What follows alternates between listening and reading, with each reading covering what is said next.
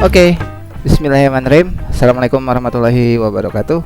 Salam sejahtera untuk kita semua.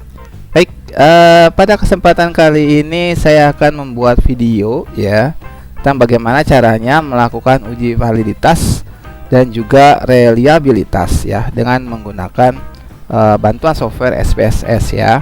Jadi saya akan coba demonstrasikan beberapa teknik yang biasa digunakan dalam menggunakan uji validitas dulu ya, dalam menggunakan uji validitas instrumen ya. Nanti akan saya sampaikan 3 teknik yang berbeda ya. Nah, nanti mana dari 3 teknik tersebut yang menurut saya lebih tepat atau lebih baik ya. Oke, kita langsung saja. Sebelumnya jangan lupa teman-teman untuk klik subscribe bagi yang belum subscribe ya. Juga ditekan tombol loncengnya, di like video ini jika bermanfaat, dan di share ya kepada teman-temannya yang lain. Oke, saya akan melakukan uji coba validitas angket. Contoh untuk variabelnya misalnya kepuasan pelanggan ya. Ini saya ambil datanya dari Excel ya. Jadi saya terbiasa untuk datanya itu data mentahnya saya taruh dalam format Excel. Jadi di sini file of types-nya kita ganti dulu ke dalam bentuk Excel ya. Tadi saya beri nama filenya adalah validitas reliabilitas ya. Ini XL ya, XLSX ya. Format untuk tipe filenya Excel. Oke. Tunggu sebentar.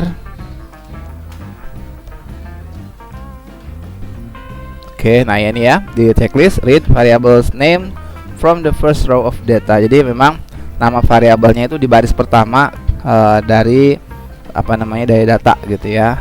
Nah, ini datanya dari A1 sampai 31. Kita klik OK saja. Oke. Jadi ini saya punya variabel, misalnya variabelnya adalah kepuasan pelanggan ya. Saya berikan namanya labelnya adalah statis 1, statis 2, statis 3, statis 4, statis 5, yaitu adalah indikator atau observe variabel ya yang mengukur dari variabel kepuasan pelanggan ya. Jadi kepuasan pelanggan diukur dengan 5 butir pernyataan. Seperti itu ya, saya berikan kodenya statis 1, statis 2, statis 3, statis 4 hingga statis 5. Seperti itu. Ya, ini saya rapikan sedikit karena ini diimport dari Excel ya. Jadi ini saya rapikan sedikit. Di sini nggak usah pakai desimal ya. Ini misalkan pakai Likert scale 1 sampai 5 gitu ya. Ini langsung aja ke sini ya, pindah ke scale, semua scale saja, kita perlakukan dia sebagai scale. Ini kolomnya kegedean 4, jangan 4 ya, 5 deh, 5 aja cukup lah. 5 seperti itu ya. Mau dikasih label juga bisa sih kalau mau ya, kalau mau nih. Tapi kan karena kita ini untuk menguji validitas dan reliabilitas, maka untuk sementara tidak diperlukan ya. Jadi di sini tampilan kita seperti ini ya. Di sini ada 30 ya, 30 responden. Jadi ini digunakan untuk pretest ya. Sebelum kita masuk ke main study atau masuk ke penelitian utama, sebaiknya sangat disarankan teman-teman melakukan pretest ya, uji coba dulu dari instrumen angket yang akan digunakan di main study. Contoh ini variabel kepuasan pelanggan diukur dengan 5 butir pernyataan. Nah, apakah butir-butir ini kemudian valid dan juga reliable? Ya, kita uji secara statistik ya. Oke. Mana nih? Oke ya.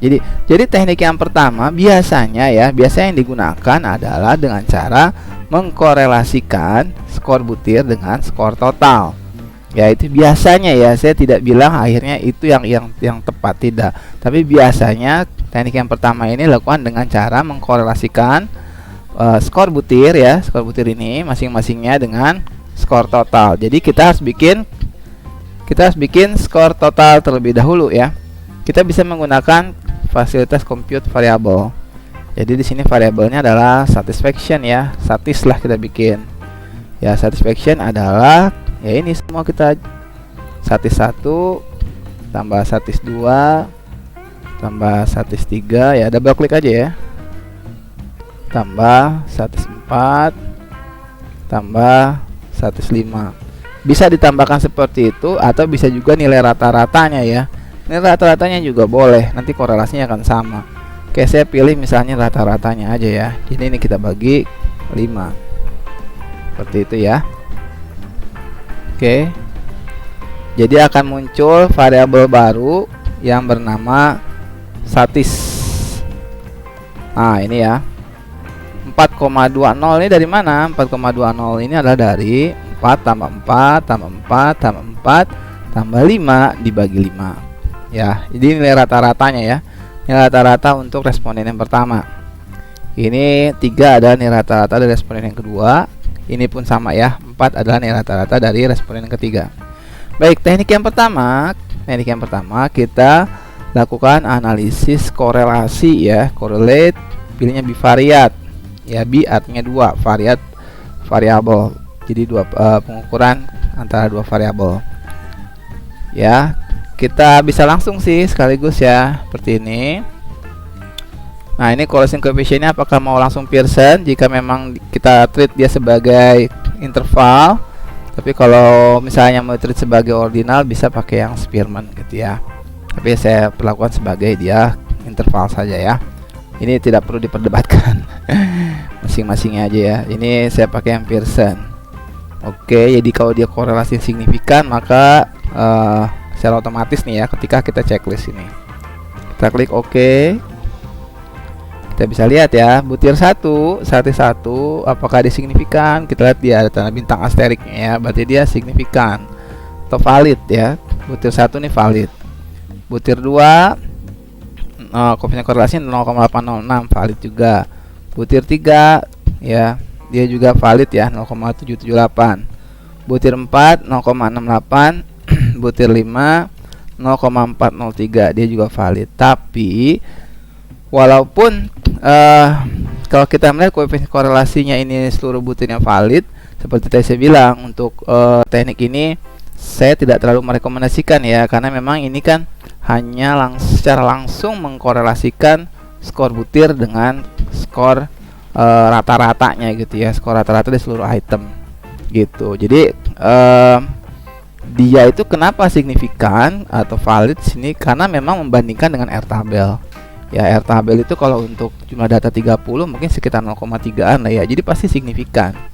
Gitu. Jadi saya pribadi kurang menyarankan teman-teman uji validitas dengan menggunakan teknik ini. Oke. Sekarang teknik yang kedua ya. Dan menurut saya teknik kedua ini lebih baik lah ya, lebih baik. Nah, teknik yang kedua kita menggunakan corrected item correlation. Jadi nilai koefisien korelasinya dikoreksi gitu ya. Adanya di mana? Ada di sini, di analyze. Kita pilih scale ya. Scale, kita masuk ke reliability analysis. Ya, ini kita masukin semua variabel statis 1 hingga statis 5. Sini ya. Jadi sekalian untuk reliabilitas juga bisa sih ya. Jadi sini kita pilih atau kita klik tombol statistiknya. Jangan lupa ini di checklist nih, scale if item delete ya. Jadi berapa nilai koefisien Cronbach alfanya jika sebuah item itu dihapus, dihilangkan gitu ya. Ini inter item correlation, kalau mau juga boleh. Oke, ini sudah cukup lah, ini aja. Kita continue, kita klik Oke. Boleh sih kita lihat ya di sini ya, reliability statistik itu untuk reliabilitasnya. Memang sih sudah 0,617 ya, sudah di atas 0,6 ya, sudah reliable. Tapi kita lihat di sini. Lihat di sini ya. Nih, ya di item total statistics. Kita lihat di sini. Corrected item total correlation. Jadi korelasi antara item dengan total yang dikoreksi gitu. Kalau tadi kan korelasi antara item langsung dengan ya dengan total maupun dengan skor rata-rata ya. Jadi hasilnya akan sama sih koefisien korelasinya. Nah, kita bisa lihat di sini kalau menggunakan teknik ini ya, menggunakan corrected item total correlation, maka butir kelima dalam satisfaction ini tidak signifikan ya, tidak valid nih. Rendah sekali ya, min 0,081. Jadi butir ini harusnya di drop, dikeluarkan dari model. Kalau butir ini dikeluarkan, maka nih ya, nilai Cronbach alpha kita yang awalnya 0,617 ya akan meningkat menjadi 0,892. Cronbach alpha if item deleted. Jadi dia nilainya akan 0,892 kalau item 105 kita keluarkan dari model, kita drop dari model gitu ya. Percaya nggak? Coba kalau nggak percaya nih ya, perhatiin ya, 0,617 nih kalau 105 dikeluarkan menjadi 0,892. Nih gini caranya ya, analyze ya, scale, reliability analysis. 105 kita jangan masukkan. Oh ya, sekarang Cronbach alpha jadi 0,892. Mantep kan? Mantul. Bisa lebih tinggi lagi nggak dari 0,892 kita di sini? Gak ada ya, berarti sudah optimal nih. Ini sudah optimal ya. Jadi dari 5 butir pengukuran terkait variable satisfaction ya, butir kelima itu kita drop dari model ya. Ini teknik yang kedua. Teknik yang ketiga ya, sebetulnya ini yang saya rekomendasikan, kita menggunakan analisis faktor ya. Kita menggunakan analisis faktor. Cuma nanti pendekatannya bisa principal component analysis sama maximum likelihood. Nanti saya jelasin ya. Oke, kita lihat nih. Gimana caranya? Caranya adalah kita pilih analyze ya. Kemudian kita pilih dimension reduction. Jadi kita reduksi ya. Kita pilih faktor. Nah, ini 101 sampai 105 kita masukkan ke sini ya, ke kolom variablesnya. Kemudian di deskriptif apa sih? Anti image ya, anti image kita checklist KMO and Bartlett test of sphericity. Kita checklist ya. Sorry kalau salah spelling ya. Kita ini checklist ini ya, KMO sama anti image-nya. Kita continue ya. Nah, di sini di extraction ini metode defaultnya adalah principal komponen ya. Tapi nanti saya lebih cocok, lebih setuju menggunakan yang maximum likelihood sebetulnya kalau item kita sifat pengukurannya adalah reflektif. Kita pilihnya maximum likelihood ya. Tapi kalau item pengukuran kita adalah formatif, maka kita pilihnya yang principal komponen. Gitu ya, paham ya? Jadi kalau variabel laten kita dicerminkan oleh 5 butir pernyataan ya, jadi variabel observe-nya adalah sebagai cerminan dari variabel laten, maka kita pilihnya yang maximum likelihood. Namun jika butir pengukuran kita merupakan variabel pembentuk dari laten, maka kita gunakan principal komponen gitu ya. Oke, sementara saya pilih yang principal komponen dulu ya, principal komponen. Jadi misalnya saya anggap 5 butir ini adalah butir-butir pembentuk dari kepuasan pelanggan, seperti itu ya. Oke, kita klik continue ya. Ini rotationnya kita pilih yang Varimax saja ya. Ini ya, seperti ini, continue, kita klik OK. Nah, kita lihat bisa memang secara KMO-nya memang sudah 0,813 ya. Sebetulnya sudah baik gitu ya, di atas 0,5. Tapi kita lihat lagi anti image-nya, matriks anti image-nya di sini. Ya, kita bacanya diagonal ya. Di sini nih. Statis 1 0,782, statis 2 0,812 ya, bagus ya. Statis 3 0,84, statis 4 0,86, statis 5 0,364. Nah, di sini juga kelihatan ya yang statis 5 ini ya rendah lah ya dibandingkan yang lain secara diagonalnya. Kita lihat lagi sini nih. Ya, langsung ke sini ya. Nah, kalau kita lihat ke sini, jadi di sini muncul 2 komponen ya ternyata ya. Muncul 2 komponen yang menjelaskan ya. Jadi yang menjelaskannya. Ya, jadi di sini komponen pertama mampu menjelaskan 61,1%. Sedangkan komponen keduanya 81,457% dari variansnya. Ya, jadi kita bisa di sini aja di komponen matriksnya aja deh ya, langsung aja deh. Komponen matriks nih. Kita lihat satis 1, satis 2, satis 3, satis 4 itu membentuk satu komponen yang sama, satu faktor yang sama. Tadi faktornya misalnya kepuasan pelanggan ya. Sedangkan satis 5 dia enggak, satis 5 dia bikin komponen sendiri. Jadi satis 5 adalah bukan merupakan bagian dari komponen 1. Gitu ya. Karena komponen tadi kita adalah kepuasan pelanggan, ya jadi satis 5 ini bukan merupakan butir pengukuran dari kepuasan pelanggan, kurang lebih seperti itu ya. Jadi ini satis 5 ini nggak berada dalam satu komponen yang sama, gitu ya. Jadi sebaiknya gimana ya? Sebaiknya ini kita drop, ya kita drop saja karena dia tidak masuk dalam satu komponen yang sama, gitu ya. Terus kemudian kita lihat lagi ke bawah, tuh ya sama ini juga ya, di komponen 1 ya dia koefisiennya adalah segini ya, komponen kedua tadi 0,084 ya, rendah sekali. Jadi memang butir yang kelima tadi itu kita drop. Sama kan hasilnya dengan yang tadi ya, yang dengan corrected item total correlation kan. Jadi disarankan memang butir 5 itu di drop. Dalam analis faktor pun sama. Jadi dia harus dikeluarkan karena tidak dalam satu komponen yang sama. Seperti itu ya. Nah, kalau kita saya sangat menyarankan kalau memang item pengukurannya adalah reflektif ya, seperti kita menggunakan CFA, confirmatory factor analysis, maka ya tadi metodenya kita gunakannya maksimum likelihood. Kita gunakan yang maksimum likelihood ya. Jadi di sini kita pilih lagi dimension reduction faktor ya.